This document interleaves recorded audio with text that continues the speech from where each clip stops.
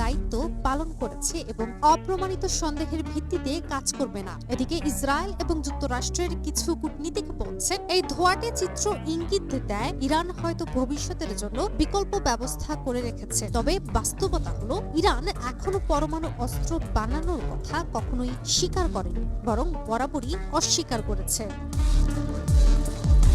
টানা সপ্তমবারের মতো best tissue paper brand হিসেবে স্বীকৃতি পেয়েছে বসুন্ধরা টিস্যু। তেহরান এখন কৌশলী নীরবতা পালন করছে। পশ্চিমা দুনিয়া গুজব আর সন্দেহে বিভ্রান্ত, আর এই অনিশ্চয়তার মধ্যে ইরান বলছে আন্তর্জাতিক আইন মেনে চলাই আমাদের নীতিগত অবস্থান, কিন্তু নিরাপত্তা নিশ্চিত করার অধিকার থেকেও আমরা পিছু হটব না। একদিকে নিখোঁজ ইউরেনিয়ামের প্রশ্ন, আর অন্যদিকে ধ্বংসস্তূপের ছায়া। এই দুয়ের মাঝেই তৈরি হচ্ছে এক নতুন কূটনৈতিক উত্তেজনা। এখন দেখার বিষয়, এটি নতুন সংঘাতের সূচনা করে নাকি ইরান কৌশলী দূরদর্শিতায় আন্তর্জাতিক রাজনীতিকে আবারও চমকে দেয়। কাজী অহনা, নিউজ 24।